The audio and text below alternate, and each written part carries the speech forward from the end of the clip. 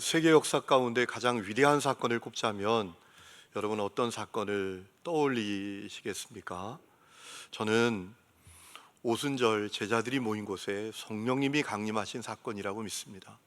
왜냐하면 그 사건으로 말미암아 제자들이 완전히 달라졌기 때문입니다. 여러분, 성령은 뭡니까? 성령은 어떤 에너지, 기운, 능력이 아니라 삼위일체 하나님이십니다. 태초에 수면 위를 운행하셨고 만물을 창조하신 삼위일체 하나님이 성령님이십니다. 여러분, 그러니 그 성령님이 강림하셨어요. 그때 놀라운 일이 일어납니다. 제자들이 완전히 달라집니다. 그들의 영이 달라지고 마음이 달라지고 태도가 달라지지 않았습니까? 죽을까 봐 두려워서 꽁꽁 숨던 그들이 어떻게 됐습니까? 목숨도 내놓고 십자가의 복음을 증언하는 사도들이 되었습니다. 그뿐만입니까? 세상적인 야망으로 가득해서 누가 크냐라는 문제로 싸우던 그들이 사랑으로 가득하여 낮은 대로 낮은 대로 낮은 대로 나아가는 사람들이 되었습니다. 여러분, 제자들의 삶에 그 마음의 영의 놀라운 변화가 일어난 거예요. 그뿐만 아니라 성령님이 오심으로 말미암아 주님의 교회가 시작되지 않았습니까? 그리고 그 교회가 복음을 전하는 말미암아 그 복음이 지구 한 바퀴를 돌아 한반도에도 와서 우리가 예수님 믿고 구원받는 역사가 일어나지 않았습니까? 그렇기 때문에 오순절 제자들이 모인 곳에 성령께서 강림하신 사건은 가장 위대한 사건이라고 저는 믿습니다. 그런데 우리가 주목해야 될 것은 그 성령 강림의 사건이 제자들이 모인 곳에만 일어나지 않았다라는 겁니다. 이방인의 가정에도 제2의 오순절의 사건이 있었다라는 겁니다. 여러분, 그는 누구죠? 고넬료라는 인물입니다. 이 고넬료는 로마 군대 백부장이었습니다. 당시 로마가 이스라엘을 정복하고 가이사랴에 주둔하고 있었습니다. 그래서 그는 가이사랴에 살고 있었습니다. 여러분, 이 고넬료의 가정에 성령님이 강림하신 겁니다. 여러분, 그는 유대인도 아닙니다. 이방인입니다. 그런데 그의 가정에 성령께서 강림하시고 그 가정이 놀랍게 변화되고 가족들이 다 구원받는 역사가 일어났다라는 거예요. 여러분, 오늘 45절 보면 이런 말씀이 있습니다. 베드로와 함께 온 할례 받은 신자들이 이방인들에게도 성령 부어 주심으로 말미암아 놀라니 이는 방언을 말하며 하나님 높임을 들음이로라. 아멘. 여러분, 이 말씀은 고넬료의 가정에 어떤 변화가 일어났는지를 우리에게 분명히 알려주는 말씀이에요. 오순절 제자들에게 성령께서 강림하셔서 놀라운 변화의 역사가 있었던 것처럼 이 고넬료의 가정에도 그런 역사가 있었다라는 겁니다. 그 가족들이 영이 달라지고 마음이 달라지고 찬양의 대상이 달라지고 인생의 목적과 가치가 달라지는 역사가 일어났다라는 겁니다. 여러분, 너무나 부러운 역사 아닙니까? 너무나 부럽지 않습니까? 여러분, 우리가 간절히 바라는 게 뭡니까? 우리 가정이 변화되는 것이지요. 우리 가족들이 영이 바뀌고 마음이 달라지고 입술의 언어가 달라지고 그 인생의 목적과 가치가 달라지고 찬양하는 대상이 달라지는 것, 그것이 우리가 간절히 바라는 것 아니겠습니까? 오늘 문제 많은 가정이 많아요. 가정의 위기가 심각합니다. 겉으로 볼 땐 아무 문제 없는 것 같은 천국 같은 가정인데 들여다보면 다 무너져 있는, 골마 터져 있는 그런 가정들이 많습니다. 왜 그렇죠? 가족들의 영이 달라지지 않기 때문입니다. 하나님의 영이 아니라 세상의 영에 사로잡혀 있기 때문입니다. 그 마음과 그 입술의 언어가 사단에게 사로잡혀 있고 자아로 똘똘 뭉쳐 있기 때문입니다. 그래서 어떤 일이 일어납니까? 들짐승이 가득한 황량한 벌판과 같은 마음을 갖고 있어요. 날카로운 칼과 같은, 날카로운 가시 같은 마음과 언어를 갖고 있어요. 그래서 함께 살아가는 사람들이 상처를 입어요. 상처를 입어요. 고통을 받아요. 그뿐만 아니라 찬양의 대상이 잘못되어 있어요. 하나님을 찬양하고 하나님을 노래하는 것이 아니라 죄를 노래하고 세상의 정욕을 노래하고 성공만을 노래합니다. 그래서 어떻게 되는 겁니까? 피곤한 가정이 되는 거예요. 고통뿐인 가정이 되는 거예요. 그러니 여러분, 이 고넬료의 가정에 성령께서 강림하신 사건은 얼마나 부러운 사건이에요. 성령께서 강림하셔서 그들이 방언을 했다. 여러분, 이것은 뭐 스매끼리 이 정도가 아닙니다. 그들의 언어가 달라졌다, 영이 달라졌다, 마음이 달라졌다라는 거예요. 하나님을 찬양했다. 찬양의 대상이 달라졌다라는 거예요. 인생의 목적과 가치가 달라졌다라는 거예요. 여러분, 고린도후서 5장 17절에 이런 말씀이 있죠. 누구든지 그리스도 안에 있으면 그는 새로운 피조물입니다. 옛것은 지나갔습니다. 보십시오, 새 것이 되었습니다. 이 역사가 일어났다라는 거예요. 얼마나 부러운 역사예요. 그럼 도대체 어떻게 유대인도 아닌 이방인 이 고넬료의 가정에 그런 역사가 일어났는가라는 겁니다. 우리가 그것을 좀 생각해 봐야 합니다. 그것에 대한 답을 얻어야 합니다. 여러분, 그 답을 오늘 우리가 읽은 사도행전 10장에서 얻을 수 있는 크게 두 가지입니다. 첫 번째, 이 고넬료는 그 자신이 신실한 그리스도인이었다라는 겁니다. 여러분, 사도행전 10장 2절 말씀을 보면 고넬료에 대한 정보를 우리에게 알려줍니다. 고넬료 어떤 사람이었는지 우리에게 알려주고 있습니다. 여러분, 10절 2절 말씀 보세요. 그가 경건하여 온 지방과 더불어 하나님을 경외하며 백성을 많이 구제하고 하나님께 항상 기도하더니 라고 했습니다. 고넬료에 대해서 크게 세 가지를 우리에게 알려주고 있습니다. 그는 경건하여 하나님을 경외하는 사람이었다. 하나님을 경외하는 경건한 사람이었다. 여러분, 하나님을 경외한다라는 것이 뭡니까? 교회를 잘 다니는 것을 의미합니까? 교회에서 종교 활동을 많이 하는 것을 의미하는 겁니까? 아니에요. 하나님을 경외한다라는 것은 뭔가 하면 그분을 사랑하고 존경하여 두렵고 떨림으로 그 앞에 있다라는 거예요. 어디에 있든지 무엇하든지. 여러분, 이 고넬료가 그런 인물이었대요. 도대체 그럼 어떻게 그는 그런 사람이 될 수 있었을까요? 어떻게 그는 그렇게 하나님을 경외하는 사람이 될 수 있었을까요? 추측해 보기는 그 마음의 겸손함으로부터 시작됐다라고 생각할 수가 있어요. 여러분, 고넬료는 로마 군대 백부장이었습니다. 오늘날로 말하면 군대 대대장, 중대장 정도 될 수 있어요. 여러분, 이 로마 군대의 백부장은 실전에 가장 많이 투입된 사람이라고 해요. 실전 경험이 가장 많은 사람이라고 합니다. 여러분, 군인도 전쟁을 하는 군인이 있는가 하면 보급을 하는 군인이 있고 작전만 짜는 군인이 있잖아요. 사단장은, 연대장은 저 후방에서 명령만 내립니다. 그런데 백부장은 적과 맞서서 적을 마주하고 살을 부대끼며 싸우는 거예요. 죽느냐 사느냐, 사라지느냐 살아남느냐, 그것을 늘 절박하게 느끼는 그런 사람인 거예요. 그래서 이 백부장은 그 마음이 겸손해졌던 것 같아요. 내가 얼마나 연약한 존재인지 전투를 치르면 치를수록 그는 알게 되었을 거예요. 그뿐만 아니라 자기가 얼마나 할 수 없는 부끄러운 죄인인지를 그는 깨달았을 거예요. 그러니 하나님을 찾는 거죠. 그러니 하나님 앞에 엎드리는 거죠. 그러니 하나님을 구하고 하나님께 가난한 마음을 갖는 것 아니겠습니까? 여러분, 오늘 여러분은 어떠신가요? 오늘 여러분이 얼마나 연약한 존재인지, 예수 십자가 보혈로 의롭게 되었지만 내가 얼마나 부끄러운 죄인이었는지, 아니 아직도 그 부끄러운 죄성을 붙들고 있는지 잘 아는 분들이신가요? 이거 점검하는 것 대단히 중요합니다. 여러분, 그래야, 그것이 분명해야 하나님을 찾지요. 하나님을 구하지요. 하나님을 원하지요. 여러분, 한번 생각해 보세요. 아무리 생각해도 내가 괜찮은 사람이야. 아무리 생각해도 나만한 사람이 없어. 아무리 생각해도 나는 여러 자질과 능력을 충분히 갖고 있는 사람이야. 이런 사람이 하나님 찾기가 쉽지 않습니다. 이런 사람이 하나님을 구하기가 쉽지 않습니다. 이런 사람이 하나님 앞에 바짝 엎드리기가 쉽지 않아요. 제가 한번 말씀드렸죠. 하용조 목사님이 주례하는 것을 제가 본 적이 있어요. 제가 반성했어요.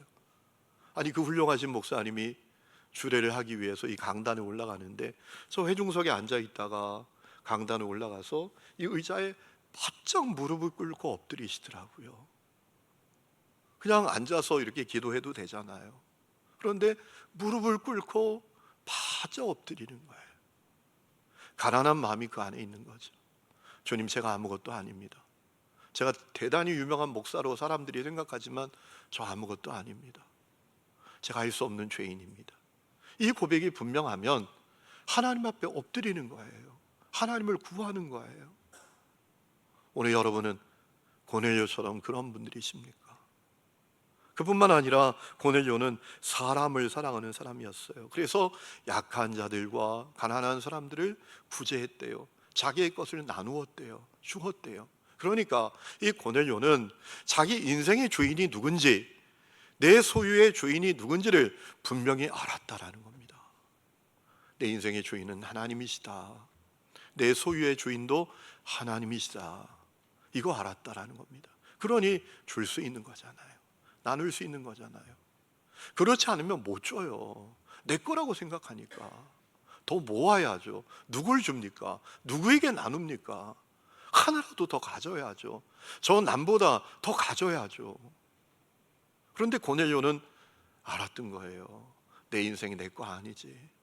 내게 있는 소유도 내 거 아니지. 이 마음이 분명했던 거예요. 오늘 여러분도 그렇습니까? 우리 교회 다음 세대 사역을 위해서, 우리 키즈 카페 만들기 위해서 유치부 예배실 옮기고 또 도서방 새로 만들고 참 대대적인 공사를 했잖아요. 그래서 제가 헌금에 대해서 좀 여러분에게 말씀을 드렸잖아요. 안타까운 것은 그 얘기 때문에 교회를 옮긴 분이 있어요. 너무 마음이 어려워요. 우리는 왜 그렇게 재정에 대한 문제에 민감한 걸까요?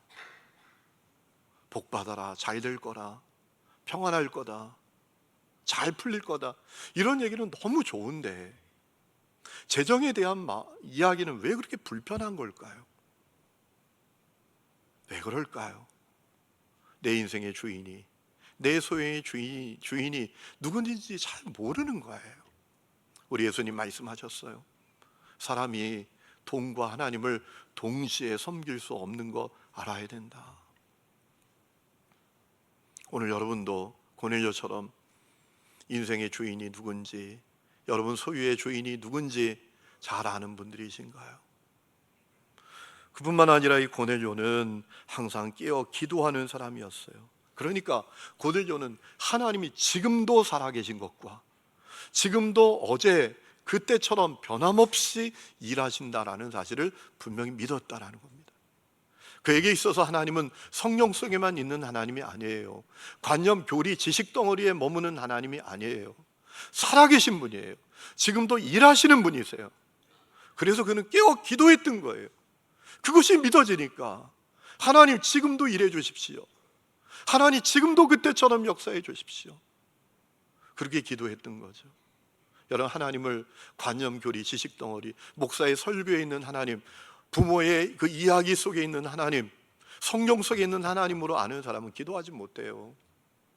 그러나 하나님 여전히 지금도 시퍼렇게 살아계시고 일하시는 분이시다 믿으면 끼어 기도할 수밖에 없어요. 여러분, 오늘 말씀을 보면 고넬료가 하루 종일 시간을 정해놓고 기도했던 것을 볼 수 있죠. 9시, 오후 3시 기도 시간에 그가 기도했어요. 기도하다가 환상을 보게 됩니다. 천사를 만나게 돼요. 천사가 이야기해요.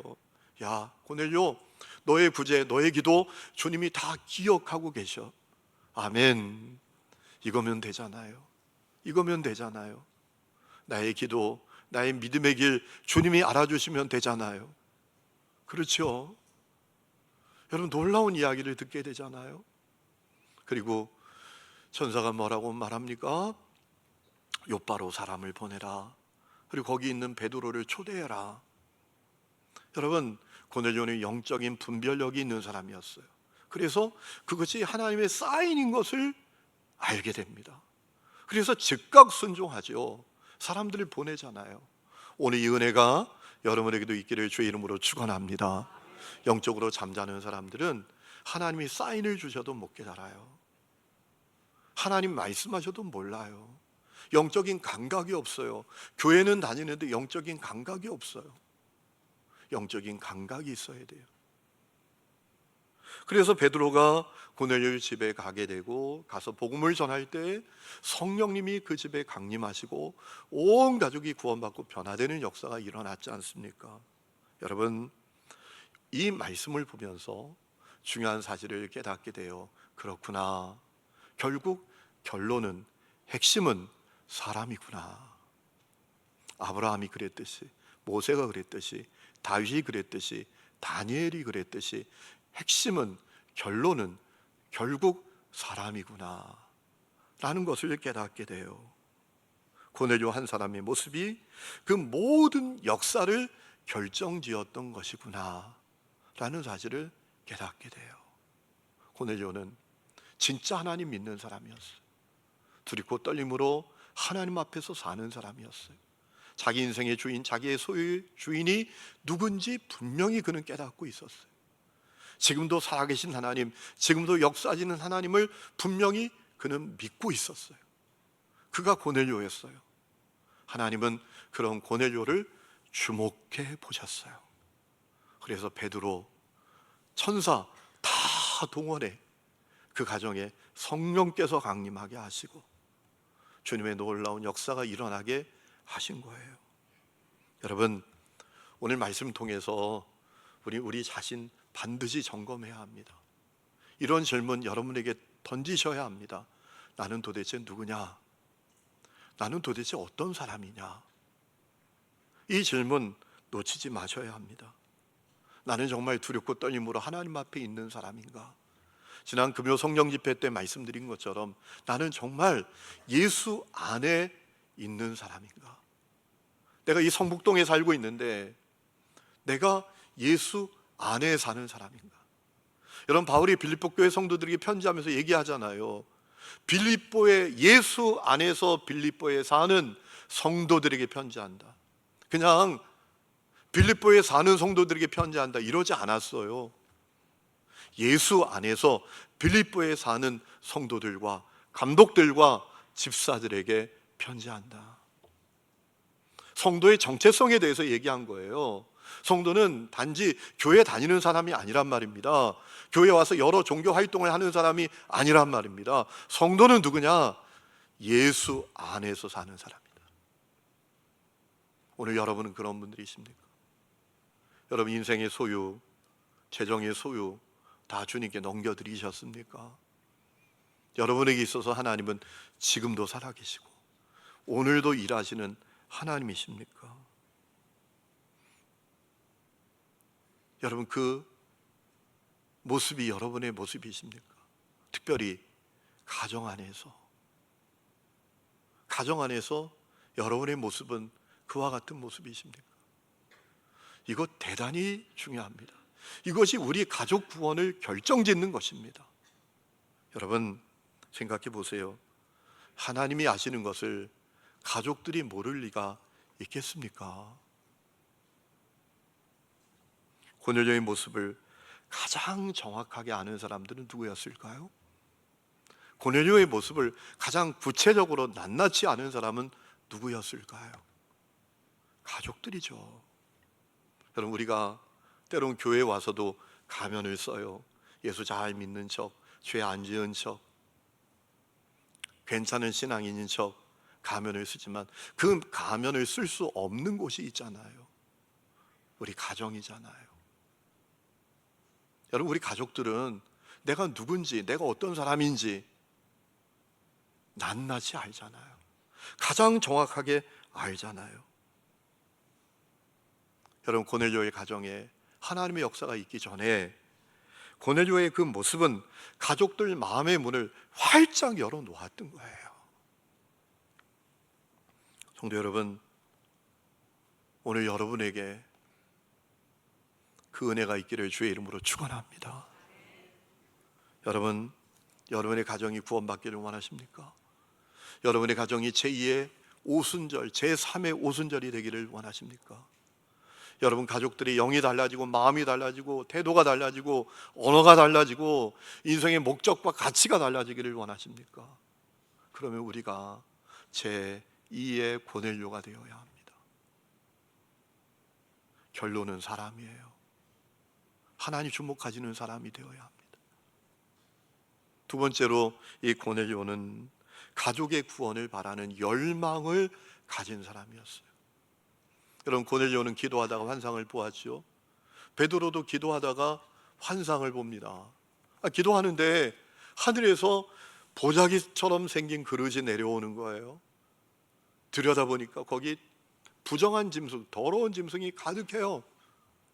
그리고 음성이 들리는 겁니다. 잡아먹어라. 즉각 대답합니다. 싫어요. 안 잡아먹어요. 그러자 또 음성이 들려와요. 하나님이 깨끗하다 하신 것을 너가 더럽다고 하지 말아라.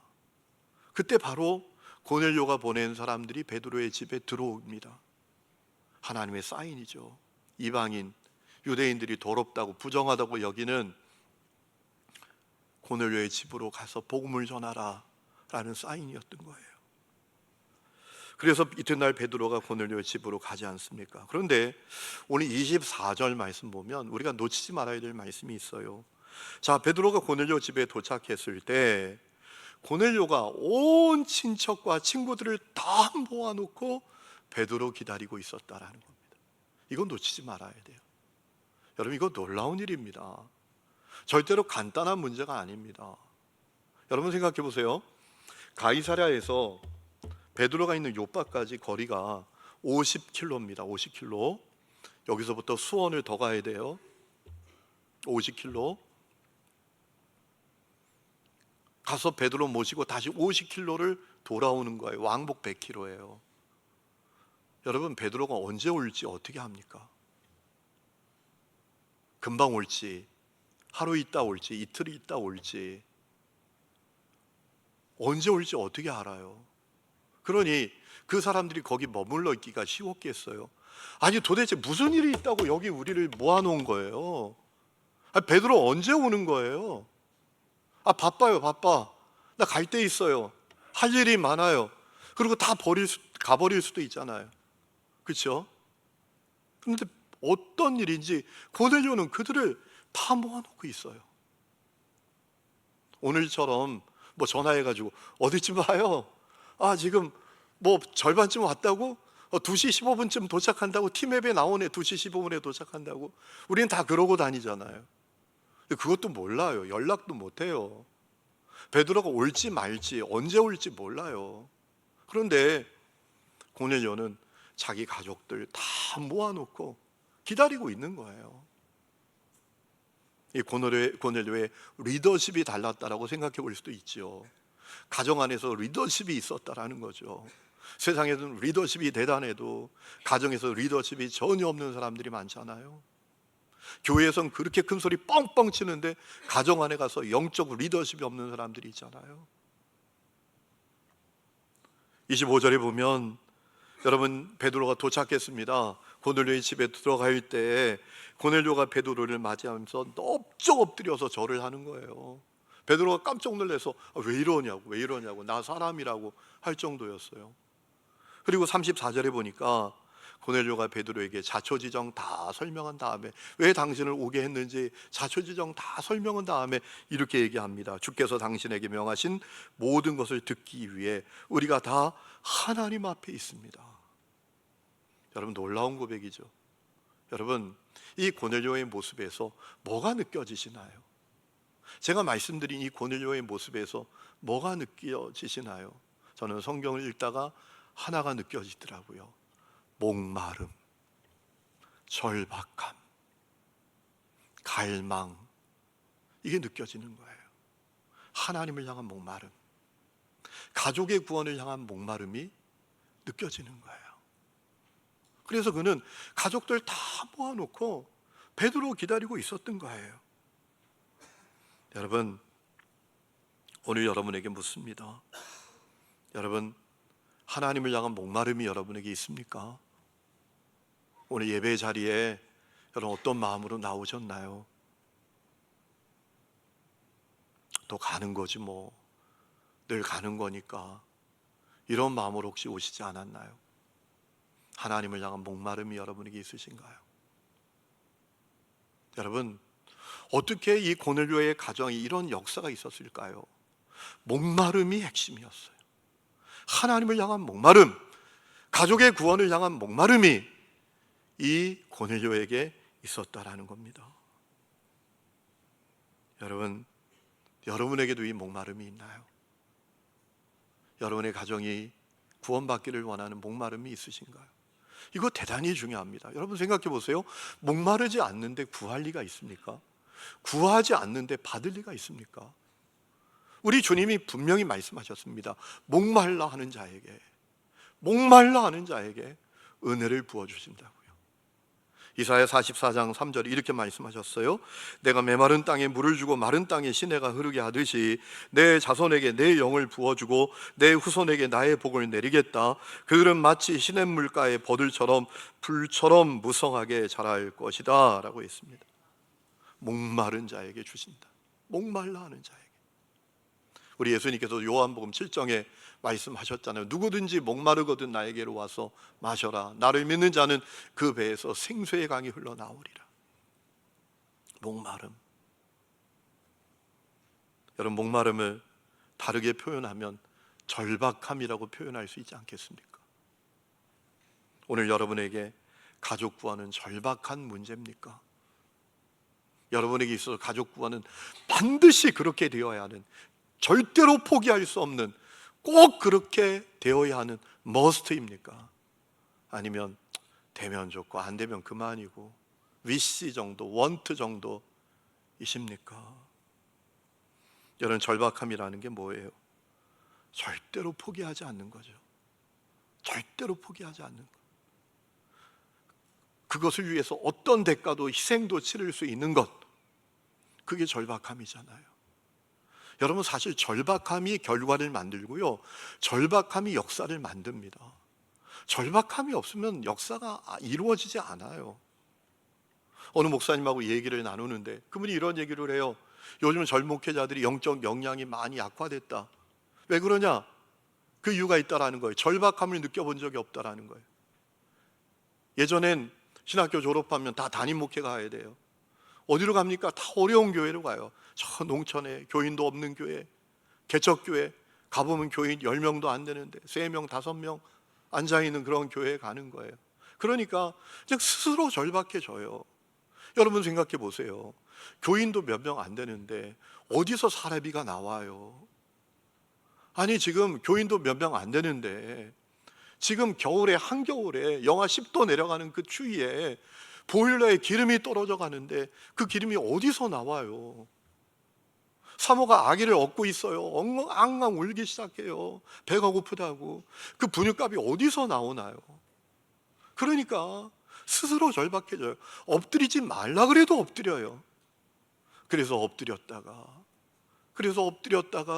훈련받고, 그래서 엎드려다가 하나님을 경험하고 은혜 받고 권능 받고 성령 받고 성숙한 목회자가 되었다라는 거예요. 근데 요즘은 신학교 졸업하고 수련 목회자 하다가 목사 안수 받으니까 절박함을 느껴본 적이 없다라는 거예요. 교회에서 사람이 따박따박 나와, 사택관리비도 다 나와. 절박함이 없어요. 그러니 역사가 없어요. 절박함이 결과를 만드는데, 절박함이 그릇을 만드는데, 여러분, 오늘 여러분 속에 가족 구원을 향한 절박함이 있나요?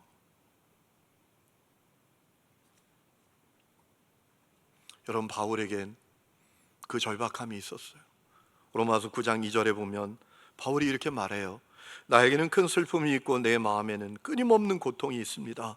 나는 육신으로 내 동족인 내 결례를 위하는 일, 그들이 구원받는 일을 말하는 거죠. 그거면 내가 저주를 받아서 그리스도에게서 끊어질지라도 달게 받겠습니다. 바울에겐 절박함이 있었어요.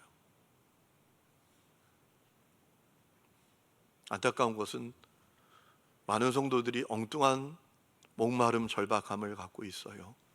내 가족이 잘 되는 것, 성공하는 것, 명예를 얻는 것, 부자 되는 것, 많은 부동산을 갖게 되는 것, 사람들을 막 그냥 벌벌 떨게 만드는 힘을 갖는 것,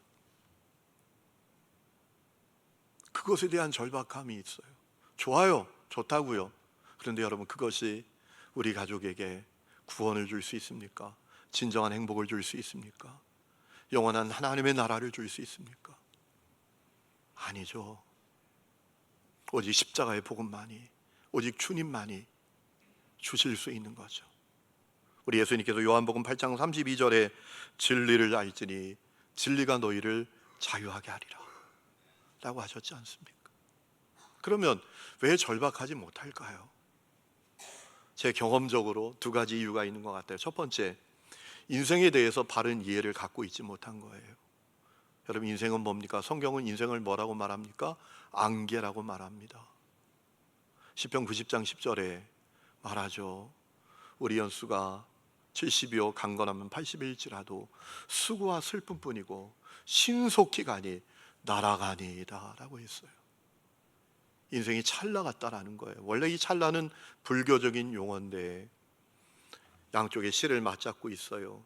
사람이 그 실을 칼로 톡 끊어요. 그 톡 끊어지는 시간이 찰나라는 겁니다. 우리 인생이 그와 같다. 이걸 잘 몰라요. 내일이 영원히 올 줄 알아요.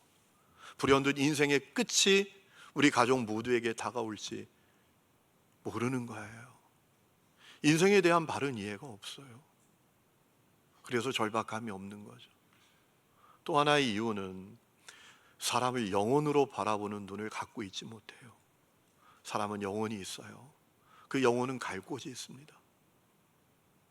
두 가지 길입니다. 영생의 길을 가고 영벌의 길을 갑니다. 영원한 하나님의 나라의 길을 갈 수도 있지만 영원한 고통이 있는 지옥으로 가는 길이 있어요. 예수님 만나지 못하면, 예수님을 나의 주 나의 그리스도로 고백하지 못하면 여러분, 갈 길은 분명하지 않습니까? 한 번 죽는 것은 사람에게 정하신 것이고 그 후에 심판이 있다.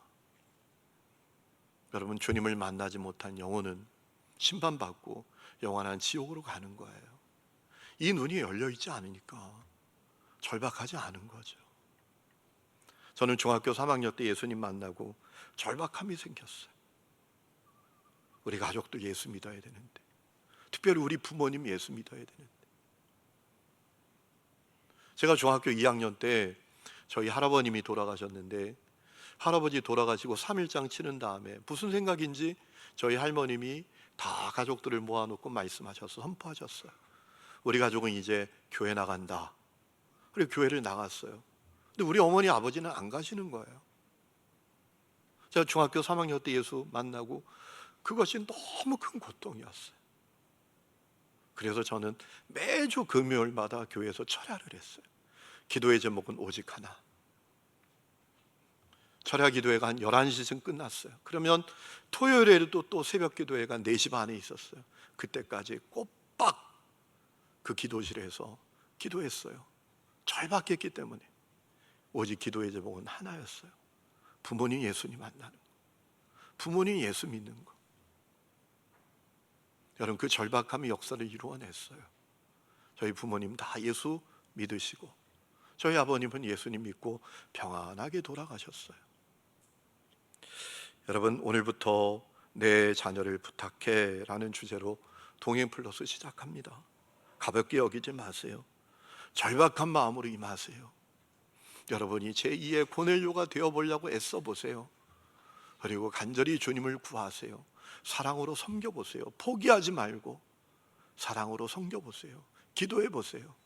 그래서 이번에 여러분의 가정에 놀라운 구원의 역사가 일어날 수 있기를 주님의 이름으로 축원합니다. 우리 시간에 찬양 부르겠습니다. 우리 찬양, 아버지 당신의 마음이 있는 곳에 찬양하겠습니다. 가사를 생각하면서 찬양하겠습니다.